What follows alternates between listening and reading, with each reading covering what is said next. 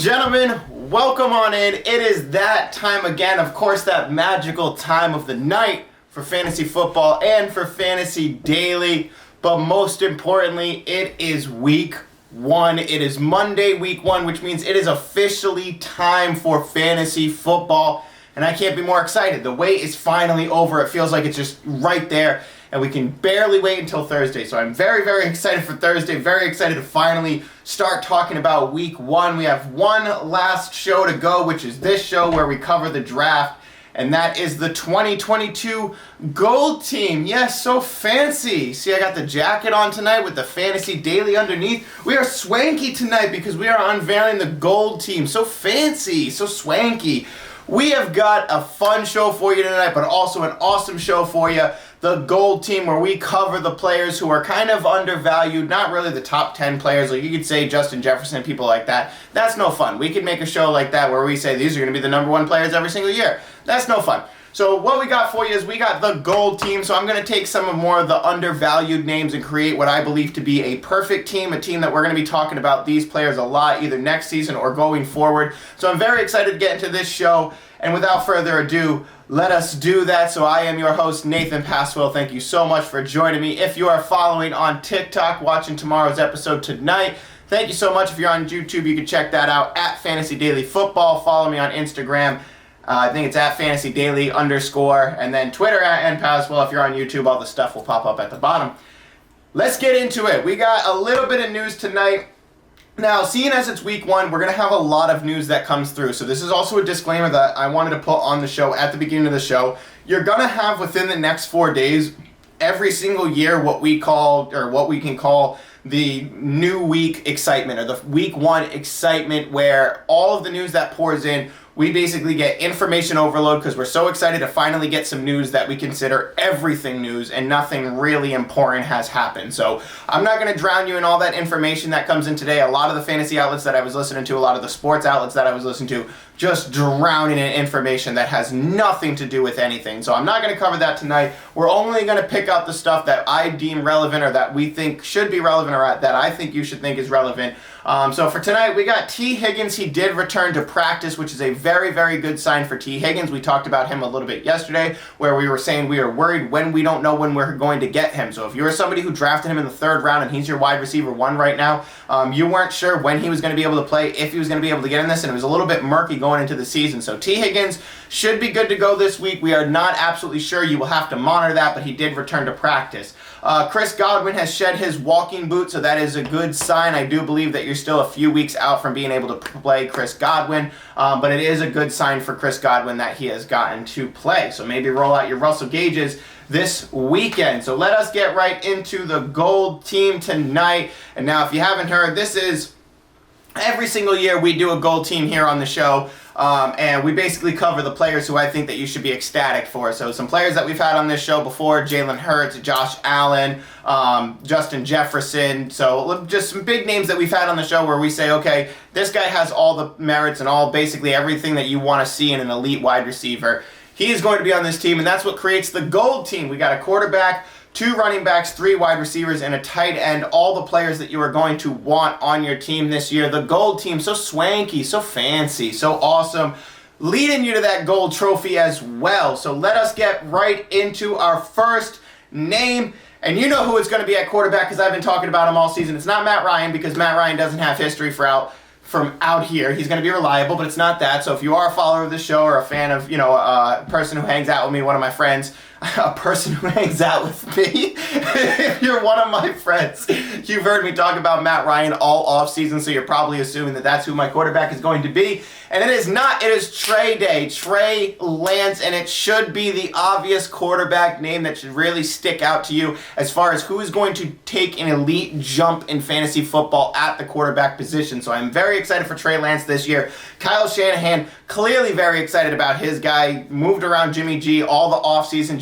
drama with Jimmy G. The fact that Kyle Shanahan is really staking his claim, saying that this is Trey Lance's team now. He liked what he saw last year, and in the small sample size, because we really didn't get a big sample size of him outside of really 4 games with a small box score, but in those moments where he was called upon, he really was efficient. He had the throwing touchdowns, he had rushing touchdowns, so for him to come in that small sample size, be a gadget guy, and be, effective, I really do think that Trey Lance has a massive upside with this team due to the fact that this team does like to move the ball on the ground a lot, and they're going to utilize Trey Lance kind of like that running back position, but he also has the ability to throw. So we're talking a lot, we've been hearing reports a lot throughout camp that he has had an amazing rapport with Brandon Ayuk.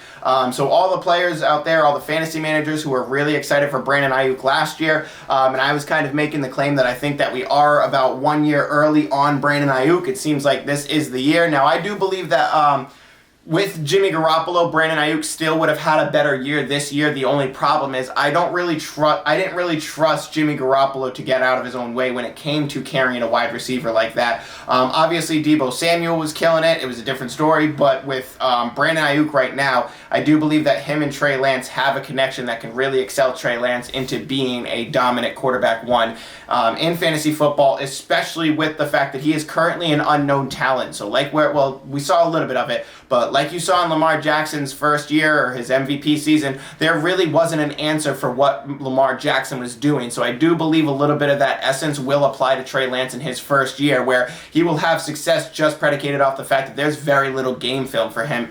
And teams, coaches, defensive staff, they really rely on that, game footage to plan week over week. So they're really going to have to take their game plan footage from whatever week that they are playing. I think San Francisco gets Chicago week 1, so I think that's a good week to roll out Trey Lance if you have him as your quarterback one. Awesome. But I do believe that Trey Lance gets off to a hot start, and his first few games should be pretty good.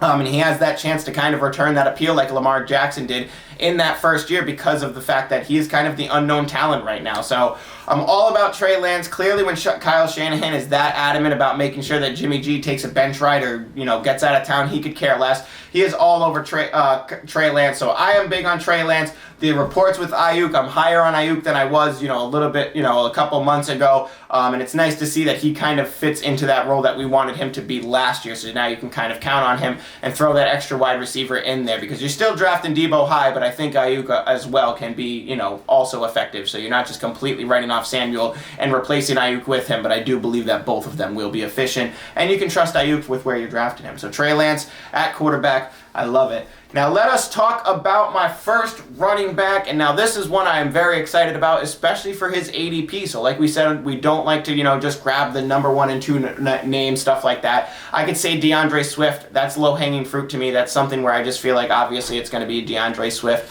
So I tried to go a little bit lower. So this one is, he's somebody who went a little later on in drafts. And as far as running back is concerned, I do believe that he is not really given the credit that he is due when it comes to his rushing touchdown ability, and that is James Conner. Now, Arizona. I like Arizona. We love Kyler Murray, but there's a lot of moving pieces over there on that offense, especially on the wide receiver side of the ball. When we see that happen, you are going to see, historically, when we've seen that happen, the running back on that team gets a ton of work. So I think it was I don't remember exactly where I heard it or where we dug into it, but there was a report where teams that trade one or more wide receivers within the offseason or lose them tend to run the ball. I think it was like 30 to 40% more. So I'm not sure exactly where I found that or heard that. I'm going to have to pull that up. But it was a very interesting stat that I looked at. And when they were giving the examples of each player that went by, it was like, oh, wow, you're right. That did happen. And we didn't even notice it. It kind of went under our noses. So I do believe that with the wide receiver movement that is going on, James Conner is going to be the main beneficiary of Arizona when it comes to fantasy production. His touchdown ability and his chances to get into the red zone, and they're just like, all right, cool, it's on James Conner.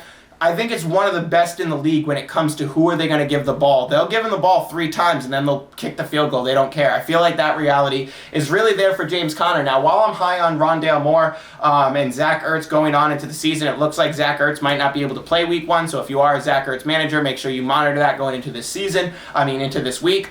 But when it comes to James Conner being on the field with a second year in, he is definitely the guy. They paid him to be the guy. It is Conner's backfield. This team will give him a lot of touches and a lot of chances. They're not going to give it to anybody else. So when he's constantly getting that involved, he's going to be able to run the ball down the throat, really get into his groove, throughout the game. And if he's seeing 20 touches, you're going to see him evolve as a really dominant running back when it comes to fantasy football, especially since Kyler Murray is going to be passing him the ball a little bit. So he has all the elements of what can be a dominant number one running back, and I do believe that James Conner has that ability, more so over than really anybody right now in the drafts after round 2. He's going in the 3rd round, that can give you that ability to become a running back 1. So I think that James Conner path to be a running back 1 is almost inevitable. So I do expect that it is going to be one of those things that, the red zone targets and the receptions in PPR, he's going to be an absolute beast. So I do believe that they're going to struggle a little bit at first. So James Conner, going to be the benefactor of that. So very excited for James Conner, especially if you were able to draft him later on. I'm not sure if I have any James Conner shares anywhere. It makes me sad. I finally got my CD shares, though. That's good. Moving on to my next running back after James Conner and Trey Lance that we announced first. We are going to be talking about the running back 1 from weeks 14 to 18 last year. So if you know that little stat, or if you follow the show, you already know who I'm talking about. But this is somebody who really went underrated in the offseason as far as draft goes, and his counterpart is the rookie who is there, got drafted above him a lot more, and that is Rashad Penny, Seattle running back number 1 through weeks 14 through 18 last season. He won some people fantasy championships. He won me a fantasy championship in one league, and I know for a fact that there's a lot of people out there who completely forget about that fact because of so much that has happened since then. It was such a small chunk of the season. It was only 4 weeks, but when Rashad Penny finally got his chance to be the guy, he really ran with it. So I'm very excited for the fact that Rashad Penny, he's probably going to be the guy for the good majority of the season, barring injury. Knock on wood, obviously, barring injury. We explain everything barring injury on this show.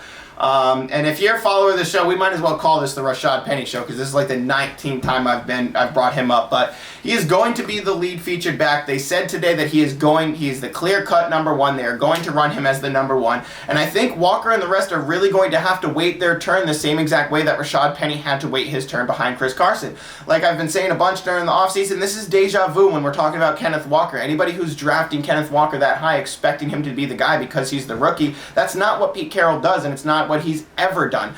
So Kenneth Walker's already being pushed down the depth chart. Rashad Penny is going to be the starter this week. We don't even know if Kenneth Walker's going to play this week, but I think that you can slot in Rashad Penny this week against Denver, and you can basically look at him as a running back 2 with running back upside. But just like the other team that we just talked about in Arizona, they're going to be hurting a little bit. I think Seattle's going to be hurting for quite a while, and they are, the highest run team in the NFL. Their offense runs the ball more than anybody, and I think their team is going to have a lot of their offense is going to have a lot of times struggling. A lot of times they are going to be struggling to throw the ball or get themselves a rapport with throwing the ball. So therefore, they're going to have to run, and Rashad Penny is going to be the benefactor of basically all of that. So I'm very excited for Rashad Penny to come back, jump right into where I believe he could be in the top 10 of running backs with the volume alone that he's receiving. And if he has the touchdown upside, which is that team, I don't know how many touchdowns they're going to be putting up, but if he has touchdown upside, if he has reception upside, which I believe he will have, then Rashad Penny is going to be an absolute machine for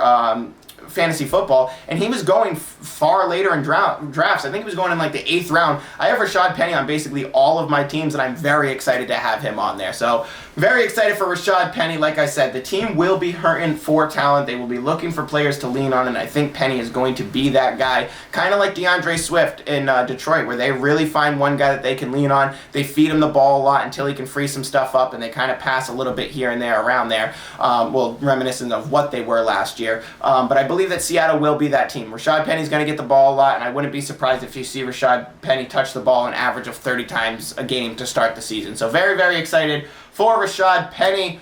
Alrighty, let us roll on, transition into our wide receivers here on the gold team. They're so fancy, so elegant, such an elegant team. The gold team, we are talking about Mr. Michael Pittman, one of the players that you've heard me talk about a lot over this offseason, and I am very excited to actually finally watch him really come into form this year. Now, last year you could really say was the breakout season, but he really is kind of going undervalued as far as wide receivers are going. I believe he's still going in the 3rd round. I do believe, which is, it's good for his ADP, but I do believe him to be in the wide receiver 1 category. Now, Michael Pittman, I got to be honest, he is probably one of the players that I'm really not talked about in the offseason too much, because it's kind of just one of those players that I've etched in stone. It just already is assumed to me that he is a top-end guy. He is one of the better wide receivers in the league, and he's one of the best wide receivers for fantasy football, especially now that he has Matt Ryan, and he's going to continue to be that guy for this offense. So you go from having Carson Wentz last year. You did 88 for 100 you did 88 receptions, 1,000 yards, and 6 touchdowns with Carson Wentz. So to go from that to an elite passer like Matt Ryan, it's going to be more often than not that we have Michael Pittman in the top end weeks of finishes, or in the top end category every single week when it comes to Michael Pittman. So I do believe that he is one of the players that is going pretty high, but we haven't talked about him enough as far as what he can really return. So he is the number 1 player on my gold team at wide receiver, due to the fact that I believe that we are not talking about him enough for what he can return. I do believe that if you have Michael Pittman on your team, you have a bona fide wide receiver 1 that you can roll out every single week, and you're going to be very excited with. I think the target count there for him will be wild. Now let's talk about another high target count that I'm very, very excited for, and that is a player who has had to deal with bad quarterback play after quarterback play, and then he also got hit with an injury. So all of this is for naught when he's playing on a team who just can't get quarterback right, and then he finally gets rewarded with quarterback, and what a reward for him to get with Russell Wilson at quarterback, slinging the ball to my wide receiver number 2 on my gold team, Courtland Sutton. And now this is a player that I've been talking about where maybe he fits into the, I'm very trying to get this dang jacket adjusted, maybe he fits into that Tyler Lockett role, and now we're getting the reports out of camp that he is the most targeted wide receiver by far by Russell Wilson. So roll up the hype train for me, because Courtland Sutton has shown he can be reliable. He's shown he can handle massive workloads, and I do believe that he will get it. I believe that this team is going to let Russell Wilson cook. Now, don't get me wrong, Javonte Williams and Melvin Gordon are not going to go anywhere. They are still going to be valuable. Javonte Williams is still going to be that guy that you want him to be at your running back 2 position. But I believe that Russell Wilson is going to be a better passer here on this team than what we saw with the Seattle Seahawks. I do believe he has more to work with here. Judy will not disappear. Judy will be effective, but I do believe that Judy has fall-off weeks, and I believe that Courtland Sutton has that reliability, that consistency, where he continues to get it done. So like I said, we've seen it in the past, and we've seen it with bad quarterback play. So now that he gets the upgrade of Russell Wilson, and what an upgrade it is to get Russell Wilson, I'm very excited about Courtland Sutton. I am over the moon about what he can be, and especially if he's going to slide into that Tyler Lockett role. He is going to be a wide receiver 1 for your team that you can get way late in drafts. I believe he's going in like the 8th round right now, he's going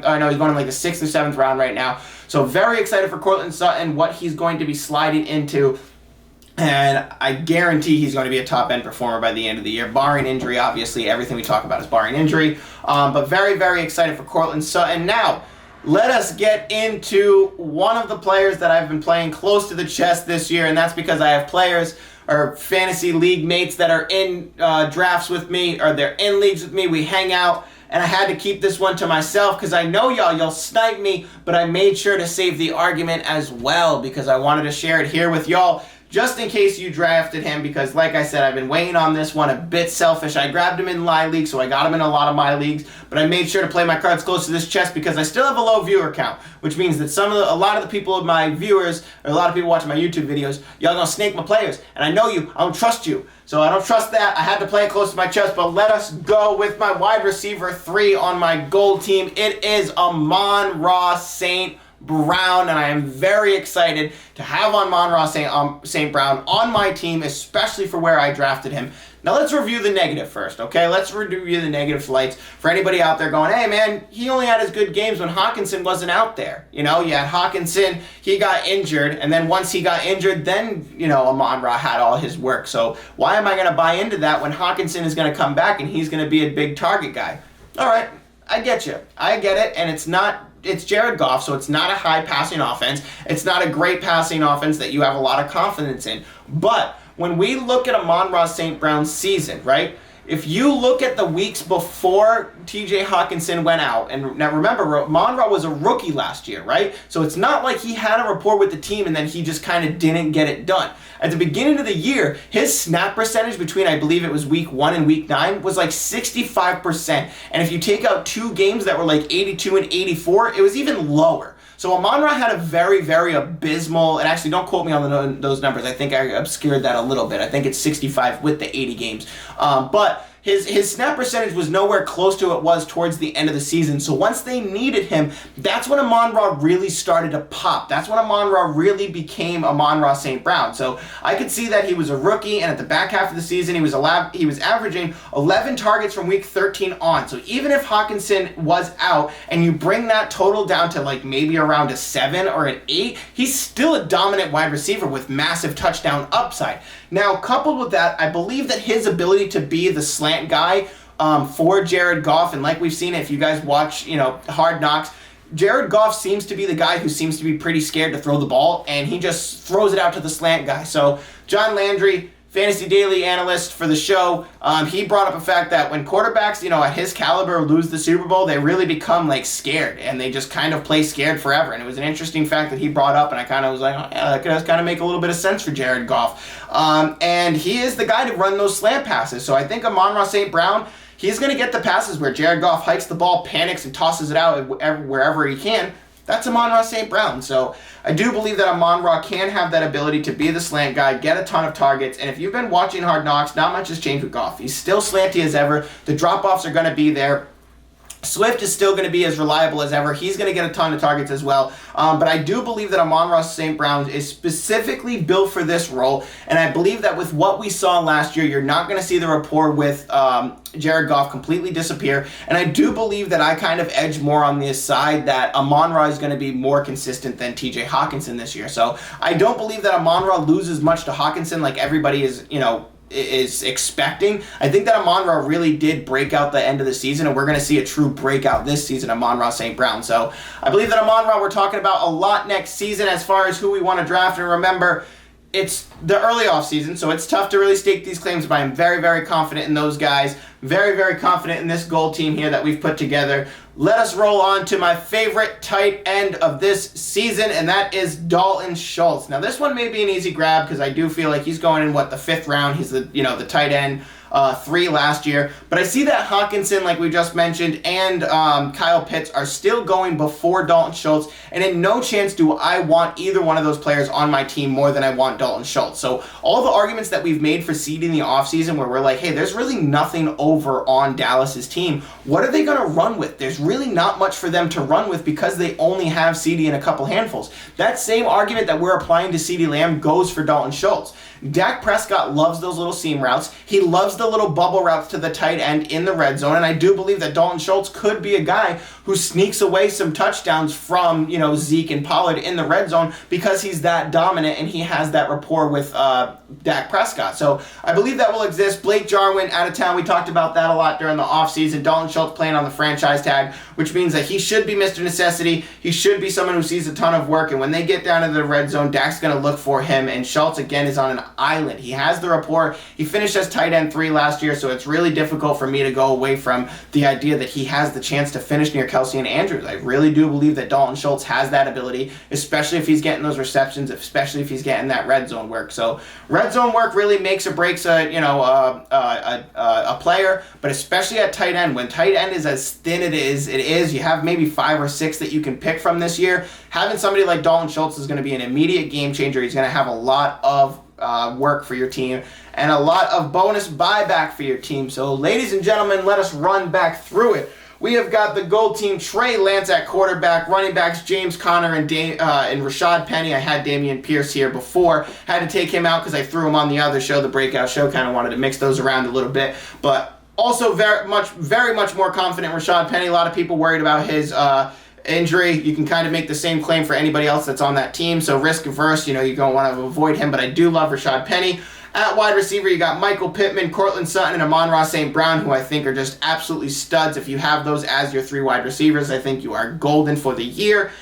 And at tight end, I have Dalton Schultz for the Cowboys, who I do believe will get a ton of work out there. And this is a very nice show that we wrapped up within 26 minutes, one that I had to kind of splice together because my camera died. But if you were on TikTok, you got the full run of the show. You also watched the end. You hung out with me at the end to answer some questions. So if you guys haven't yet, follow me at TikTok, at Fantasy Daily Football. If you subscribe, you'll get the notifications for my lives when I go live. And I always answer questions on there after I'm done filming the show. So hang out for half an hour, then answer some questions at the end, and I always do my best to make sure I answer every single question. And we are not like these other outlets that are going to go forever and only pick out the questions I want. I do my best to answer everything head on, really dive in, and even just tell you, even if you come into my live and you're like, why could you say that? I'll try to explain to you why I'm saying that. And I won't just say, well, it's because of how I feel. We got analytics, we got data, we got stuff to talk about. And I appreciate y'all so much for tuning in. It is week 1 tomorrow. We get ready for week 1. We start talking about some players and everything. Ladies and gentlemen, thank you so much for tuning in and joining us as always. Have a good night. Subscribe, all that good stuff. Thank you so much. For the gold team, oh, so swanky. Yes, so fancy. Gold team, yes, so swanky and proper. Pinkies up, everybody. Pinkies up, because this is the swanky gold team. Yes.